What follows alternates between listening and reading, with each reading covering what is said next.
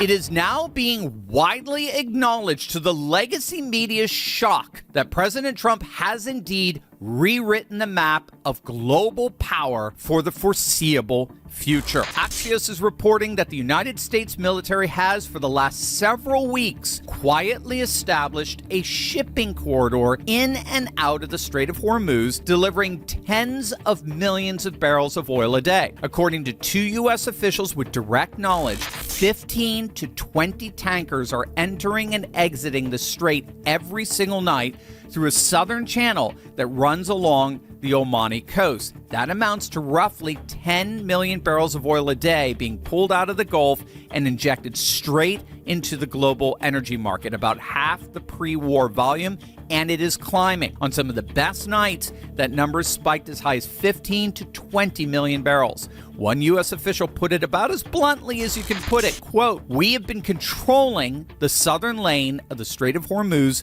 for 2 months now. The Islamic Revolutionary Guard Corps can be a nuisance, but they don't control the strait. We do." The IRGC, the terror organization that spent decades threatening to choke off a fifth of the world's oil supply anytime it wanted leverage, has now been reduced to nothing more than a, quote, nuisance. A nuisance in the very waterway it once claimed to own. Well, there's a new captain now. There's a new owner, and it's none other than President Donald J. Trump. Over 80% of the vessels making it through the strait are now taking the U.S. authorized lane along the Omani coast. 1 month ago, that number was close to zero. Now it's closing in at pre-war capacity. Energy Secretary Chris Wright says combined oil transits through the strait and rerouted volumes around it now total close to 15 million barrels a day. That's closing in on the pre-war average of 20 million from the Persian Gulf. Industry analysts cannot believe their eyes. They're openly admitting that the unthinkable has actually happened. Iran has lost control over the strait. Their one single solitary trump card has been taken away from them by none other than Trump himself. America's running tankers through the strait like it's our own backyard pool, which if Trump has his way, it may indeed be. Did you know that U.S. life expectancy peaked at 78 years back in 2014? Scientists have discovered that kimchi actually slows the aging process of human cells. And now you can get all the benefits of kimchi in a simple capsule with Kimchi One. Give them a call right now at 888-597-0233. Remember, if you call them, you get 50% off plus free shipping. That's 888-597-0233.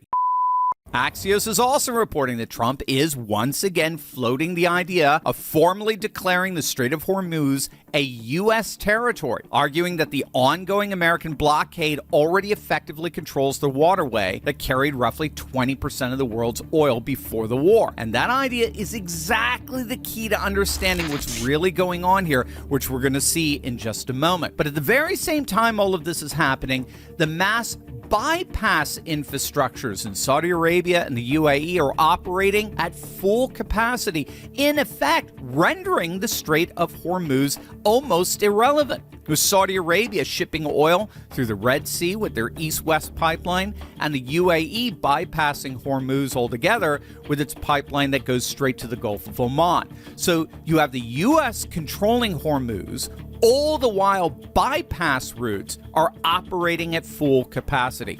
That's pushing oil prices down and relieving pain at the pump all across the world, except, of course, for Iran. While all of this is going on, Trump just dropped an even bigger bomb. This time, it's economic, not military. Yesterday, the president posted on Truth Social that he was officially announcing, quote, the most crushing economic operation ever taken against any country. This will be economic warfare and isolation on an unprecedented scale. And he went further, warning that, quote, any country that allows its financial institutions, businesses, airports, or government entities to provide any type of lifeline to Iran will itself face tremendous economic consequences. Oil smuggling, swap lines, cash transfers, exchange houses, ship registries, front companies. Trump named every single loophole Iran has been using these last 4 decades to survive,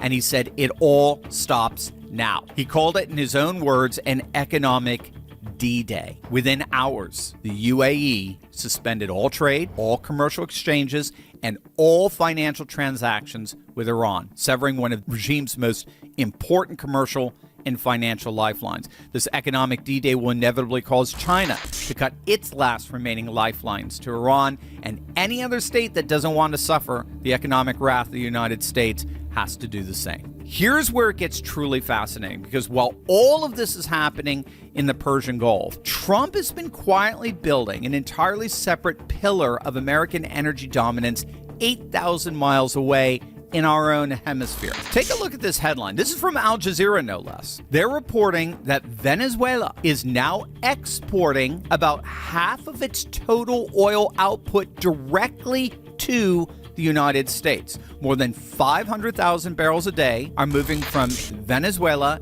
into Gulf Coast refineries out of a national output of about roughly 1 million barrels a day. That represents a near 20% increase in exports for Venezuela this year. So with 500,000 barrels flowing directly into U.S. Gulf Coast refineries for processing and sale, the nation that was once the socialist thorn in our side is now functioning as an extension of the American energy machine around the world.